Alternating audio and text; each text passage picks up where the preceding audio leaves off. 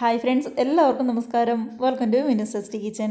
അപ്പോൾ ഇന്നത്തേത് നമ്മുടെ ഒരു കപ്പ് പച്ചരി ഉപയോഗിച്ചുകൊണ്ട് നല്ല സ്വീറ്റ് ആയിട്ടുള്ള ഒരു റെസിപ്പിയായിട്ട് തയ്യാറാക്കുന്നത്. നമ്മുടെ വീട്ടിൽ എപ്പോഴും കാണുന്ന പച്ചരി, തേങ്ങ, ശർക്കര അതേപോലുള്ള ചെറിയ ചെറിയ ഐറ്റംസ് ഉപയോഗിച്ചിട്ടാണ് നമ്മൾ ഈ റെസിപ്പി തയ്യാറാക്കുന്നത്. കഴിക്കാനാണെങ്കിലും നല്ല സൂപ്പർ ടേസ്റ്റിലാണ്, റെഡിയാക്കി എടുക്കാനാണെങ്കിലും നല്ല എളുപ്പത്തിൽ തന്നെ ചെയ്തെടുക്കാൻ പറ്റും. അപ്പോൾ എല്ലാവരും ഉറപ്പായിട്ടും ട്രൈ ചെയ്ത് നോക്കണേ, നിങ്ങൾക്ക് എന്തായാലും ഇഷ്ടമാവും. അപ്പോൾ ഇതിനകത്ത് ട്യൂട്ടി ഫ്രൂട്ടിയും അതേപോലെ തന്നെ തേങ്ങാക്കൊത്തും കാഷ്നട്ടും ഒക്കെ നമ്മൾ ചേർത്തിട്ടുണ്ട്.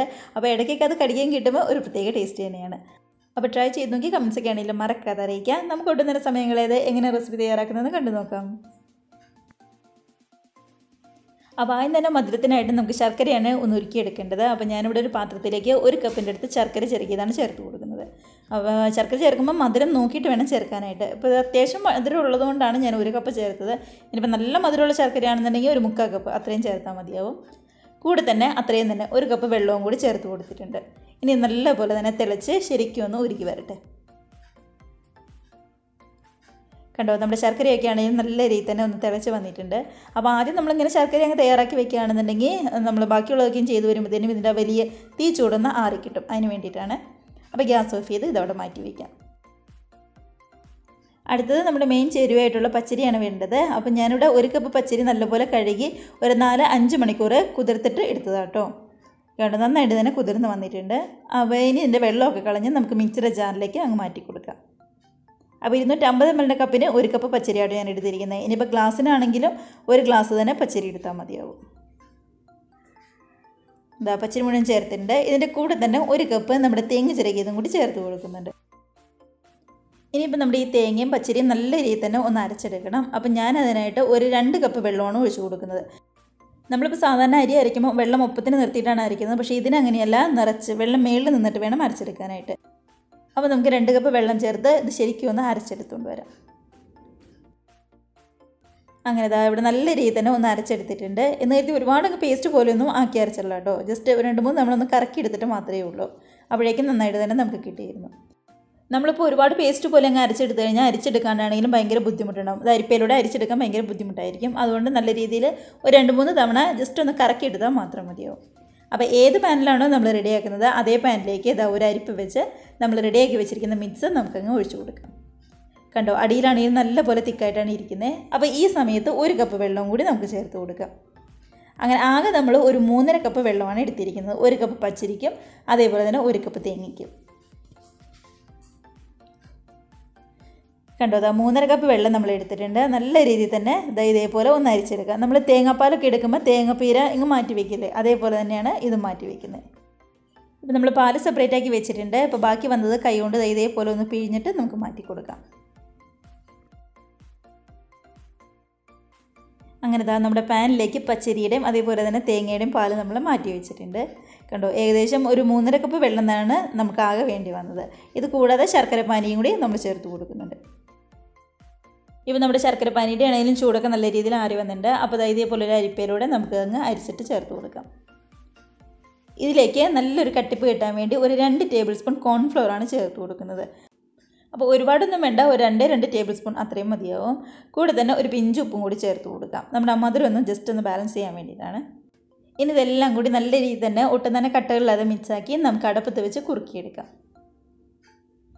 ഇപ്പോൾ ഇതാ നമ്മൾ ഗ്യാസ് അടുപ്പിലേക്ക് മാറ്റിയിട്ടുണ്ട്. അപ്പോൾ ആദ്യം കുറച്ച് സമയം ഫുൾ ഫ്ലെയിമിൽ തന്നെ വെച്ചേ കേട്ടോ. നല്ല പോലെ തന്നെ ഇളക്കി കൊടുക്കണം, ഇല്ലാന്നുണ്ടെങ്കിൽ പെട്ടെന്ന് ഇങ്ങ് അടുക്കി പിടിക്കും. അപ്പോൾ കൈയെടുക്കാതെ ഇളക്കി കൊടുക്കുക. ഇനിയിപ്പം ശരിക്കും ഇതൊന്നും കുറുകി വന്നാൽ മാത്രം മതിയാവും. കണ്ടോ, ഓരോ സ്റ്റേജ് കഴിയുമ്പോഴേക്കും നന്നായിട്ടിങ്ങ് തിക്കായി നമ്മുടെ പാനിൽ നിന്നൊക്കെ ഇങ്ങ് വിട്ട് വരുന്ന ആ ഒരു സ്റ്റേജിൽ തന്നെ നമുക്ക് കിട്ടും കേട്ടോ. നല്ല പോലെ ഇതേപോലെ ബബിൾസ് വരുമ്പോൾ ഇതിലേക്ക് നെയ്യാണ് ചേർത്ത് കൊടുക്കുന്നത്. സാധാരണ നമ്മൾ അൽവയ്ക്കൊക്കെ നെയ്യ് ചേർത്ത് കൊടുക്കുന്ന പോലെ കുറച്ച് ഇടവിട്ട് ചേർത്ത് കൊടുത്താൽ മതി. അപ്പോൾ ഇത് കുറുകി വരുന്നതിനനുസരിച്ച് ഓരോരോ ടേബിൾ സ്പൂൺ വീതം ചേർത്ത് കൊടുത്താൽ മതി. ഞാനാകെ ഒരു 4 ടേബിൾ സ്പൂൺ നെയ്യ് ചേർത്ത് കൊടുത്തിട്ടുണ്ടായിരുന്നു. ഇതിപ്പോൾ നല്ലപോലെ തിളച്ചൊന്ന് കുറുകി വരുമ്പോൾ ഗ്യാസ് ഒരു മീഡിയം ഫ്ലെയിമിലേക്ക് മാറ്റി ഇളക്കി കൊടുത്താൽ മതിയാവും. കണ്ടോ, ശരിക്കും ഒന്ന് കുറുകി പാനിൽ നിന്ന് പതുക്കെ വിട്ട് വരാൻ തുടങ്ങിയിട്ടുണ്ട്. അപ്പോൾ ഈ ഒരു സമയത്ത് കുറച്ച് കാഷ്നട്ടും അതേപോലെ തന്നെ നമ്മുടെ തേങ്ങാക്കൊത്തും നമ്മുടെ നെയ്യിൽ പതുക്കെ ഒന്ന് ഫ്രൈ ചെയ്തെടുത്തതും കൂടെ തന്നെ കുറച്ച് ട്യൂട്ടി ഫ്രൂട്ടിയും കൂടി നമ്മൾ ചേർത്ത് കൊടുക്കുന്നുണ്ട്. അപ്പോൾ ഇതിൻ്റെ അളവെന്ന് പറയുന്നത് നമ്മുടെ ടേസ്റ്റിനനുസരിച്ച് ചേർത്ത് കൊടുത്താൽ മതി. അതിനുശേഷം നല്ല രീതിയിൽ കൈയെടുക്കാതെ ഒന്ന് ഇളക്കി ശരിക്കും ഒന്ന് മിക്സ് ആയിക്കൊണ്ടിരിക്കുക. കണ്ടോ, അപ്പോൾ നമ്മുടെ ഈ മിക്സ് തയ്യാറാക്കി എടുക്കാനാണെങ്കിൽ നല്ല എളുപ്പമാണ്. പച്ചരി, തേങ്ങ, അതേപോലെ തന്നെ ശർക്കര, കോൺഫ്ലവർ അത്രയും മാത്രം മതിയാവും. വലിയ പാടൊന്നുമില്ല. ഒരു 2-3 മണിക്കൂർ നമ്മുടെ പച്ചരി ഒന്ന് കുതിർത്തെടുക്കേണ്ട താമസം അത്രയേ ഉള്ളൂ. അപ്പോൾ കൈയെടുക്കാതെ ഇതേപോലെ ഒന്ന് ഇളക്കി കൊടുത്തുകൊണ്ടിരിക്കുമ്പോഴേക്കും ശരിക്കും അങ്ങ് കുറുകി വറ്റി വന്നോളും. കണ്ടോ, നന്നായിട്ട് കുറുകി കളറൊക്കെ ആണെങ്കിലും ശരിക്കും ഒന്ന് മാറി വന്നിട്ടുണ്ട്. പാനിൽ നിന്നൊക്കെ ആണെങ്കിലും നല്ല രീതിയിൽ വിട്ട് വരുന്ന ആ ഒരു പരുവത്തിൽ കിട്ടിയിട്ടുണ്ട്. ശരിക്കും ഒന്ന് കട്ടിയായിട്ട് വന്നിട്ടുണ്ട്. അപ്പോൾ ഇതാണ് ഇതിൻ്റെ കറക്റ്റുള്ള പരുവെന്ന് പറയുന്നത്. നമുക്ക് ഗ്യാസ് ഓഫ് ചെയ്ത് ഇത് വേറൊരു പ്ലേറ്റിലേക്ക് സെറ്റ് ആവാനായിട്ട് മാറ്റി വയ്ക്കാം. ഞാൻ ഈ ഒരു പാത്രത്തിലാണ് സെറ്റ് ആവാനായിട്ട് മാറ്റി വയ്ക്കുന്നത്. അതിലേക്ക് കുറച്ച് നെയ്യും കൂടി ഒന്ന് പറ്റി കൊടുക്കുന്നുണ്ട് കേട്ടോ. ആ ചൂടോടുകൂടി തന്നെ നമ്മുടെ മിക്സും ഇതിനകത്തേക്കും ഒഴിച്ചു കൊടുക്കാം. അതിനുശേഷം മേൽഭാഗം പതുക്കെ ഒന്ന് സെറ്റ് ചെയ്ത് കൊടുത്താൽ മാത്രം മതിയാവും. ഒന്ന് ലെവലാക്കി കൊടുക്കുക, അത്രയേ ഉള്ളൂ. ഇനിയിപ്പോൾ വേറെ ഒന്നും ചെയ്യാനില്ല. ഇത് ശരിക്കും നല്ല രീതിയിൽ തന്നെ ഒന്ന് തണുത്ത് വരട്ടെ. അപ്പോൾ കുറച്ചും കൂടി ഒന്ന് കട്ടിയായിട്ട് വരും. ഇപ്പോൾ ശരിക്കും ഒന്ന് തണുത്ത് നല്ല രീതിയിൽ തന്നെ കട്ടിയായിട്ട് ശരിക്കും സെറ്റായിട്ട് തന്നെ വന്നിട്ടുണ്ട്. അപ്പോൾ ഇത്രയേ ഉള്ളൂ. നമ്മുടെ പച്ചരി ഉപയോഗിച്ചിട്ടുള്ള നല്ല സ്വീറ്റ് റെസിപ്പി ഇവിടെ റെഡി ആയിട്ടുണ്ട്.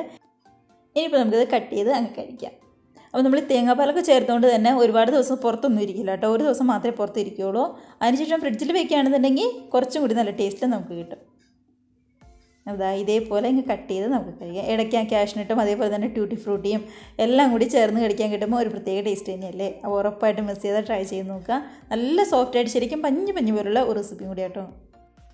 കണ്ടു, ഇത് കാണുമ്പോൾ തന്നെ നിങ്ങൾക്ക് അറിയാൻ പറ്റും എത്രമാത്രം ടേസ്റ്റിയാണെന്ന്. മാത്രമല്ല നല്ല കളറിലും ശരിക്കും സോഫ്റ്റ് ആയിട്ടാണ് ഇരിക്കുന്നത്. ആ ട്യൂട്ടി ഫ്രൂട്ടിയും തേങ്ങാക്കൊത്തും നമ്മുടെ കാഷ്നട്ടും ഒക്കെ കഴിക്കാൻ കിട്ടുമ്പോൾ ഒരു പ്രത്യേക ടേസ്റ്റ് തന്നെയാണ്. അപ്പോൾ മിസ് ചെയ്യാതെ ട്രൈ ചെയ്ത് നോക്കി കമൻസൊക്കെ ആണെങ്കിലും മറക്കാതെ അറിയിക്കുക. കൂടെ തന്നെ റെസിപ്പിക്ക് ഇഷ്ടമായിട്ടുണ്ടെങ്കിൽ ഒന്ന് ലൈക്ക് അടിച്ച് മറ്റുള്ളവരിലും ഷെയറും കൂടി ചെയ്യാനായിട്ട് മറക്കരുതേ.